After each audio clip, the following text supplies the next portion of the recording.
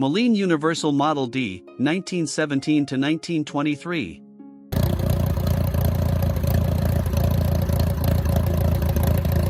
On calm summer afternoons, the sound of a tractor echoing from afar sounds like the heartbeat of the entire field slowly beating. In the old days, anyone who lived through that time remembers the small machine that ran through the fields, without the need for a person to sit behind, as was common with larger machines. The Moline Universal Model D, produced from 1917 to 1923, was a tractor with a special design. The implement was mounted right behind the frame, and the driver sat on the implement itself. Manufactured by Minneapolis Moline in Minnesota, about 12,000 were produced. The price at that time was about $785, much cheaper than many machines of the same period. Today, if still in good working order, one can be worth more than $15,000 to collectors. The Model D became an icon because of its compact, unique, easy-to-maneuver design, very suitable for small farms.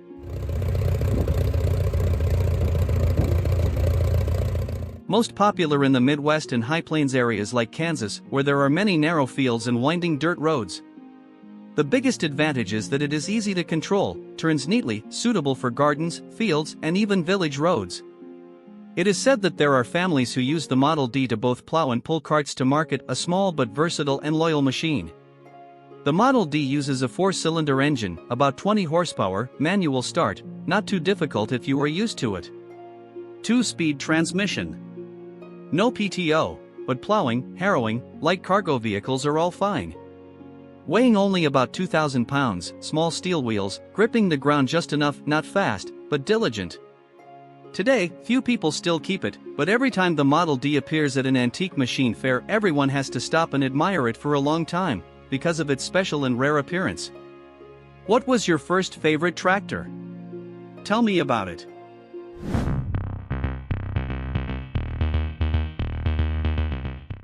John Deere Model D, 1923 to 1953.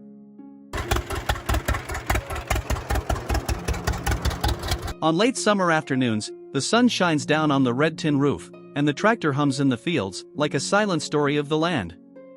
Back then, no one could forget the steady boom sound of the twin-cylinder engine, a sound associated with countless harvests and muddy childhoods. The John Deere Model D, produced from 1923 to 1953, is the longest-serving machine in the company's history. An entire generation of American farmers grew up with it. On the prairies of Iowa or Kansas, the green, yellow-rimmed machine stands out in a sea of golden corn. The deep, far-reaching sound of the engine resonates in the wind, mixed with the calls of crows at the end of the season. John Deere manufactured the Model D in Waterloo, Iowa. Nearly 160,000 were built. The original price was around $1,000, within reach of well-off farmers. Today, a good one can cost $6,000 to over $15,000, depending on condition and model. The Model D became an icon because of its legendary durability, simple yet sturdy design. It was the right hand of farmers for 3 decades.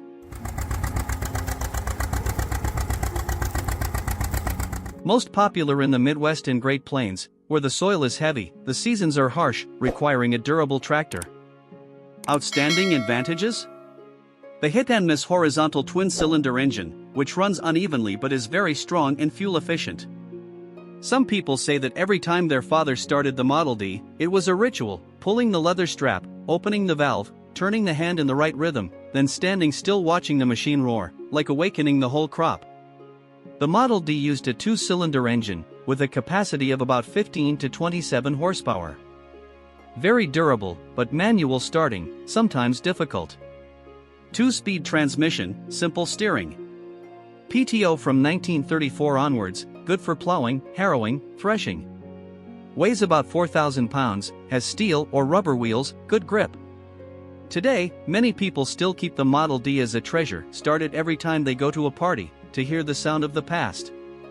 That machine lived its life with its owner, became part of the family, iron and steel, but warm as human breath. What was your first favorite tractor? Tell me about it.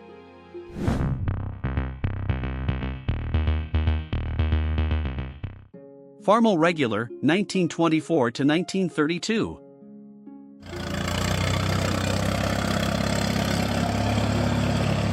On spring mornings, the steady hum of the engine and the smell of freshly turned earth brought with them the hope of a new harvest. Back then, when plowing was still done by horse, the Farmall Regular appeared, lighter, faster, and changed everything. The Farmall Regular, produced from 1924 to 1932, was International Harvester's first all-purpose tractor, ushering in a new era for American agriculture. In the Illinois fields, the tall, red machine with thin steel wheels glided through the corn, its roar echoing in the sun. More than 134,000 were built. The original price was about $1,000, within reach of the average farmer. Today, a working one can fetch well over $10,000, especially to collectors. Farmall Regular became an icon thanks to its row crop design. The front wheels are close together, making it easy to turn around in the row, making it ideal for corn, beans, and cotton.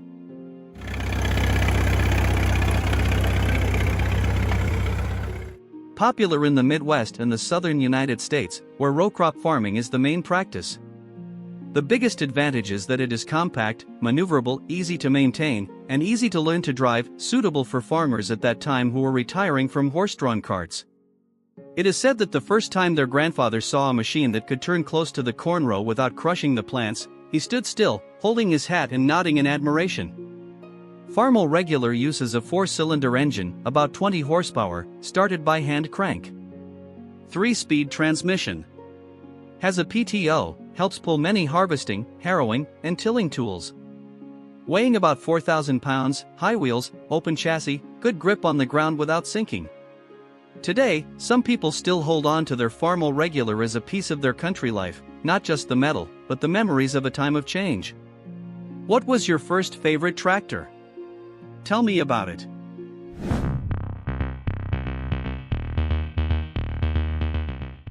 Waterloo Boy Model N, 1917 to 1924. On sunny summer days, the slow sound of the engine roaring in the fields sounded like the breath of Mother Earth. Back then, when America had just entered the era of mechanization, the tractor became the dream of many hard-working farmers. The Waterloo Boy Model N, produced from 1917 to 1924, was the first machine that John Deere officially sold after acquiring the Waterloo Gasoline Engine Company. On the fields of Iowa, the green machine with large iron wheels, boom, boom, roared, pulling the plow blade to tear up the brown soil in the golden autumn sky. About 21,000 were built. The price at that time was about $700, within the budget of the average farm. Today, a working one can be worth up to $30,000, especially for antique machine collectors.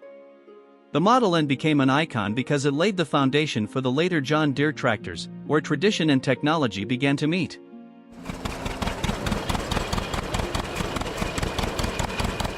Most popular in the Midwest, where the land was wide, heavy, and required strong pulling power. Advantages? 2-cylinder horizontal engine, about 25 horsepower, running on gasoline and light diesel, durable, easy to repair, but hard to start with a crank. 2-speed transmission, simple operation. No PTO, but good for plowing, harrowing, and trailering. Weighing about 4,000 pounds, large steel wheels, gripping the ground even in wet fields. Some people say their fathers cranked the crank a dozen times every morning, then sat quietly listening to the engine, like listening to their own heartbeat in the middle of the field. A few still run once a year, at fairs, museums, or in someone's yard, as a memory echoing in the modern age. What was your first favorite tractor? Tell me about it.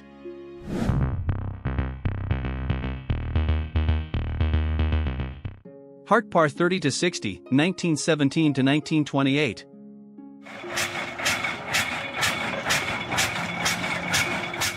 On sunny summer afternoons, the rhythmic roar of the engine echoed across the fields, like a whisper from the past. Back then, before tractors were common, people plowed the land with horses, foot by foot, under the blazing sun. The Hart-Parr 30-60, produced from 1917 to 1928, was one of the first machines to truly change the way people farmed in the Midwest. It is said that in the vast wheat fields of North Dakota, every morning, the Hart-Parr's exhaust smoke rose through the mist, signaling the start of a long day. It was manufactured by the Hart-Parr Company in Charles City, Iowa, the same place that first used the word tractor to describe a tractor. Only about 3,700 were built. The price was around $3,000 at the time, a fortune, and only large farms could afford it. Today, a working Hart-Parr 30-60 can fetch more than $30,000, especially at collector auctions. The machine became iconic because it was strong, simple, and could replace 30 horses, working tirelessly throughout the growing season.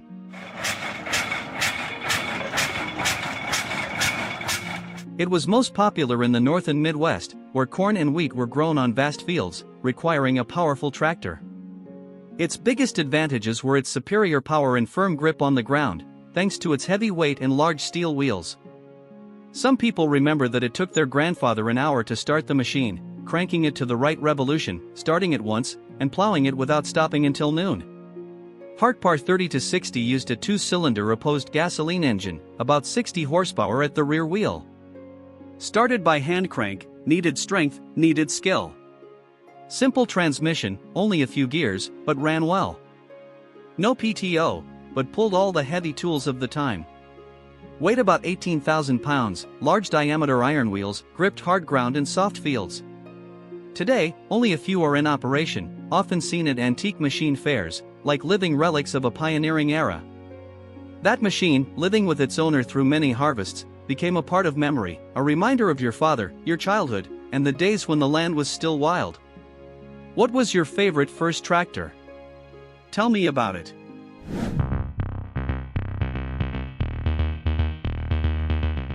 International Harvester 10-20, 1923-1939. There were early mornings when the crisp sound of the engine mixed with the crowing of roosters warmed the heart in the chilly weather of the Midwest. In those days, anyone who grew up in a corn or wheat field would remember seeing their fathers leaning over the engine room, turning the crank, then looking up and smiling as the engine roared to life. The International Harvester 10-20, manufactured from 1923 to 1939, was a loyal friend to tens of thousands of American farmers during the most difficult times. In the fields of Illinois or Ohio, the dull red machine rolled slowly through the rows, leaving a light smell of oil and a trail of loose soil, signaling the beginning of a new plowing season. Manufactured by International Harvester in Chicago and Milwaukee, nearly 200,000 were produced. The price was around $1,000 at the time, within reach of the average farm. Today, a working one can fetch between $4,000 and $10,000, especially among collectors. The 10-20 became an icon because it was powerful yet simple, durable yet easy to repair, helping farmers survive the Great Depression.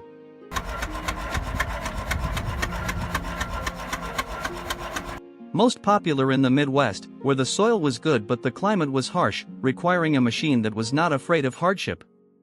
The biggest advantages?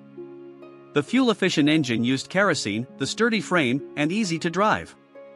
It is said that an old man in Iowa still had a 10-20 that his father had left him.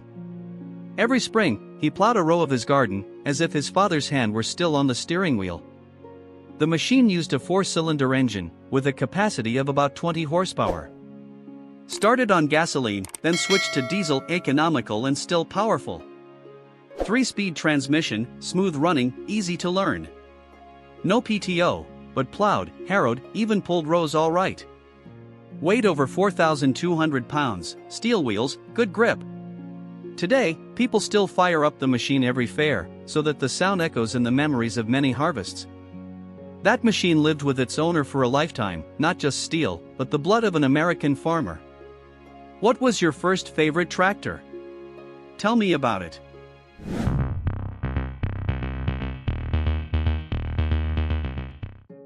Fordson F, 1917 to 1928.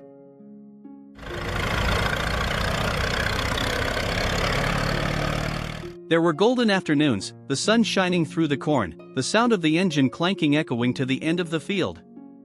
At that time, America had just survived World War I, everyone was rebuilding their farms. And the Fordson F appeared at the right time, like a friend from the future.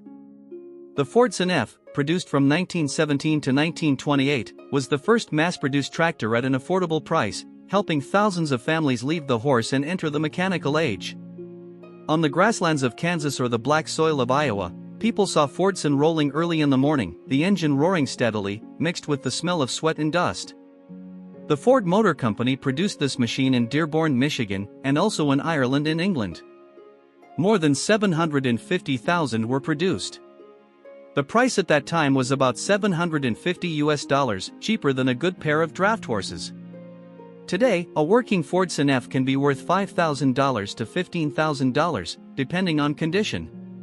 The Fordson F became an icon because it brought tractors to small farms. Not the most powerful, but the first that ordinary people could afford.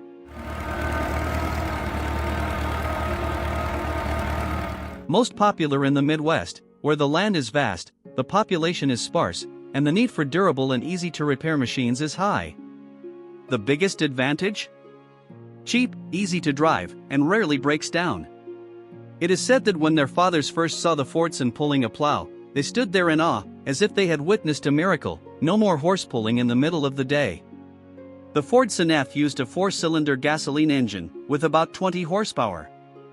Durable, but had to be cranked by hand to start, sometimes it was tiring to get going. Simple 3-speed transmission. No modern PTO, but it was fine for pulling a plow or a drive shaft. Weighing about 3,000 pounds, the cast steel wheels made it bumpy but grippy. Today, some people still keep the Fordson as an old saying, taking it to fairs, or just standing there listening to it. It has lived a long life with its owner, attached to the land in nameless seasons. It reminds us of a time of hardship but steadfastness. What was your favorite first tractor? Tell me about it.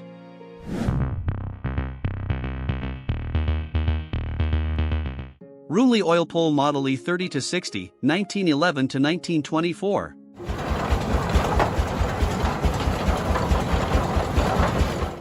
On misty mornings, the rumbling sound of the engine echoed across the fields, waking up the quiet countryside. At that time, when people still relied mainly on horsepower, the OilPull appeared like a miracle of the mechanical age. The Rumely OilPull Model E30-60, produced from 1911 to 1924, was one of the first tractors to run on crude oil, opening a new chapter for American agriculture. On Indiana soil, the huge, blue-black machine, with steel wheels grinding red soil, pulled a 3-blade plow that turned deep layers of fertile soil. The machine was manufactured by the Advance Rumely Company in La Porte, Indiana. Only over 3,000 were produced. The original price was over $3,000, a fortune at that time. Usually only large farms could afford to buy it. Today, a good one can fetch up to $50,000, especially among collectors. It became an icon because it pioneered the use of crude oil as fuel, was powerful, durable, and extremely impressive in both size and sound.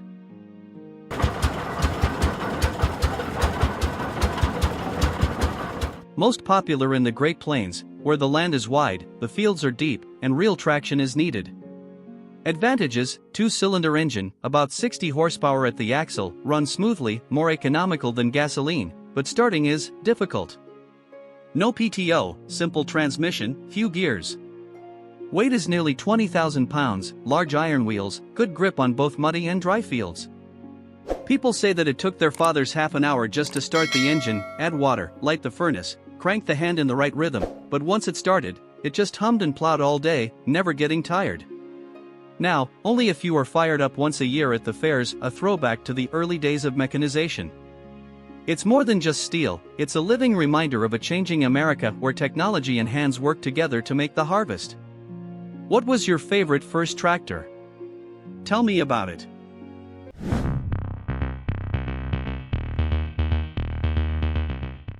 Minneapolis 17 to 30, 1926 to 1930.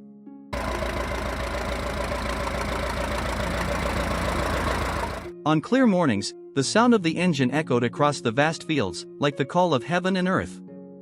At that time, tractors were not popular, and whoever got one would come to see it, as if they saw a future made of iron and oil. The Minneapolis 17 to 30, produced from 1926 to 1930, was one of the first powerful tractors of the Minneapolis Threshing Machine Company, the predecessor of the later Minneapolis Moline.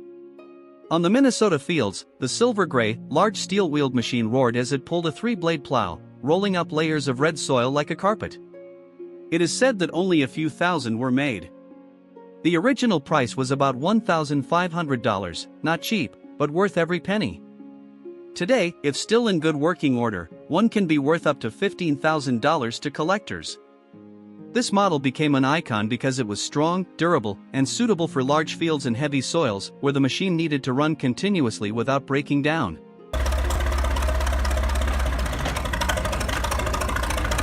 Most popular in the Midwest, where the fields were deep, the growing season was long, and people trusted machines more than luck. The biggest advantage was the strong engine, stable operation, and few problems, something that farmers trusted over the years.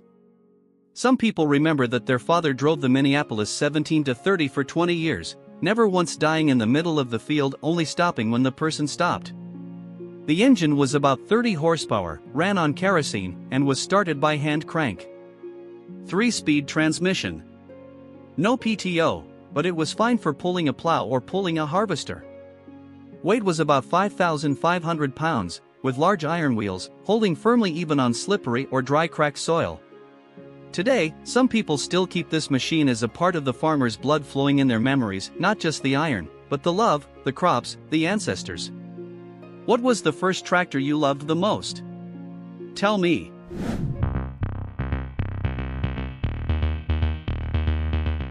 Case 18-32 Crossmotor, 1923-1928. Back then, anyone in the Midwest had heard the sound of a tractor roaring through the early morning fog, a sound that not only shattered the silence, but woke up the fields. The Case 18-32 Crossmotor, produced from 1923 to 1928, was one such machine. It appeared in the black dirt, steel wheels rolling on wet ground, the smell of old oil mixed with the mist, and the sound of a train whistle drifting in the distance. Manufactured by J.I. Case in Wisconsin, it originally cost about $1,200. Today, if in good working order, it can be worth $20,000 to $30,000, depending on condition. It was famous for its crossmotor engine design, which made it easy to repair, quick to maintain, and required little disassembly. Popular in Iowa, Minnesota, Nebraska, where the soil is thick and heavy, requiring a strong and durable machine. The biggest advantage, long-term running without overheating, strong pulling, rarely stalling in the middle of the road.